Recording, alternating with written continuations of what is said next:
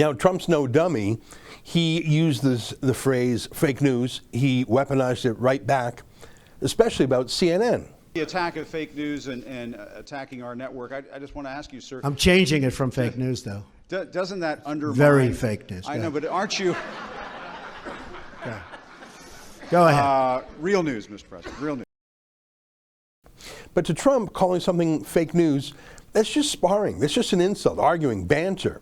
He didn't actually censor or silence anyone or have any media investigated. In fact, it's hard to believe such a thing happening in Canada, but Trump would always, and I mean every day, several times a day sometimes, call upon his roughest critics in the media, including and especially from CNN. He called them real fake news, but he would talk to them every day.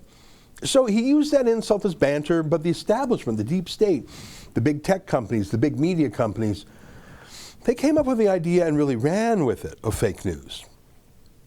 It's a monstrous idea, really, to scientifically determine if some news or opinion is fake, and then to do something about it. Now, there are some things we can all agree are fake and always have been. Forgeries, really, would be an obvious example. Impersonation, deliberate attempts to deceive. That's obviously very different from the problem of simply making errors, mistakes. That's not really a fake news problem when you're rushing with the news every day because it's, like bread. It's best when it's fresh and it gets stale. When you're rushing the news, you're going to occasionally get things wrong. So you make a correction. Every newspaper does. It's actually a sign of credibility to acknowledge a mistake and correct it, of course. No one would really say that that is fake news. So fake news, as it's used these days, isn't about mistakes, and it's not really about forgeries or something extreme like that, deliberate lies. It's an attempt to denature and destroy and defame and disparage opinions and points of view that are neither true or false. They're just opinions, but this is an attempt to make them false. And it absolutely is the work of the deep state.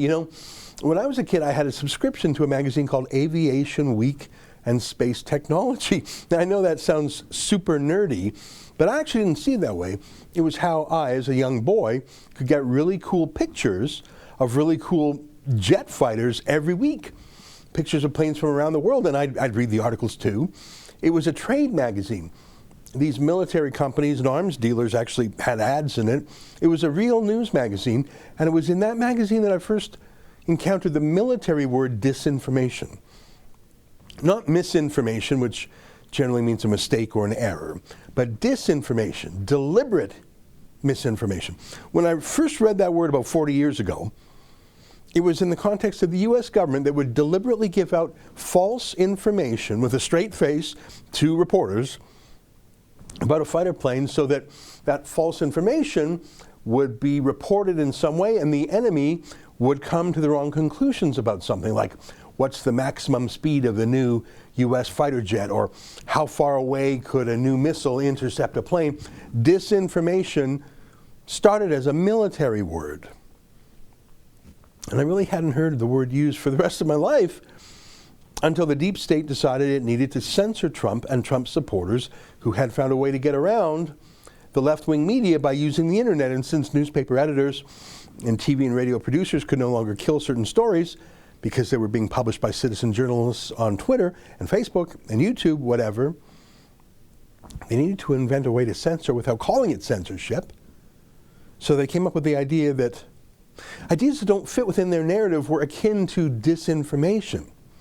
That it wasn't just private chatter or political campaigning or differences of opinion. It was malign and evil and foreign and military in nature. It was disinformation.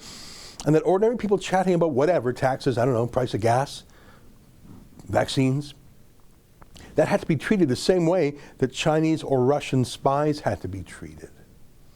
The left went after talk radio, which is conservative in nature, by boycotting advertisers. But that didn't really work much because a lot of advertisers don't care about lefty boycotts.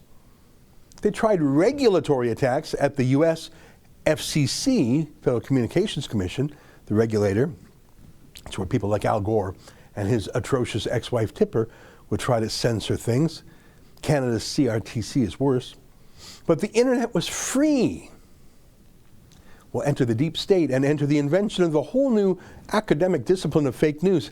It's not academic. It's not scientific. It's not like engineering or accounting or physics or even biology. It's made-up gobbledygook designed to denormalize what your opponent's opinion is with a bunch of words to pretend that their ideas are measurably harmful. And that's what Trudeau's upcoming censorship bill is called, online harms. By the way, they deliberately mix in real harm like terrorism or child pornography with political opinion. But look at this. Exclusive. Billionaires back new media firm to combat disinformation. Can you imagine? Can you imagine in any other era trusting billionaires to tell you what is or isn't appropriate for you to hear? I swear it feels like 5 minutes ago when everyone, left and right, would have been skeptical of an oligarch telling them what they can or can't hear. Now it's just normal. A new public benefit corporation backed by billionaires Reid Hoffman, George Soros, and others is launching Tuesday to fund new media companies and efforts that tackle disinformation. George Soros? You mean this guy? While hundreds of thousands of Hungarian Jews were being shipped off to the death camps, George Soros accompanied his phony godfather on his appointed rounds, confiscating property from the Jews. These are pictures from 1944 of what happened to George Soros's friends and neighbors. You're a Hungarian Jew who escaped the Holocaust by posing as a Christian. Right. And you watched lots of people get shipped off to the death camps. Right. My understanding is that you went out with this protector of yours who swore that you were his adopted godson. Yes, yes. Went out, in fact, and helped in the confiscation of property from the Jews. That's right. Yes.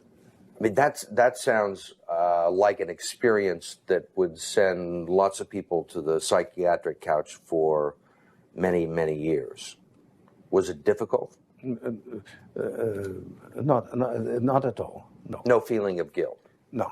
For example, that I'm Jewish, and here I am watching these people go. I could just as easily be there. I should be there.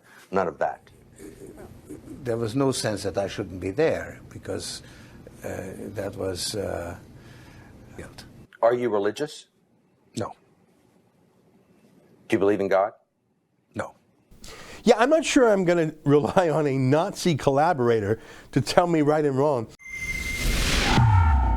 That's an excerpt from my daily show, the Ezra Levant Show. Every day I do a monologue on the news of the day, then I interview an interesting guest, and then I read my hate mail. You gotta subscribe. Go to rebelnews.com.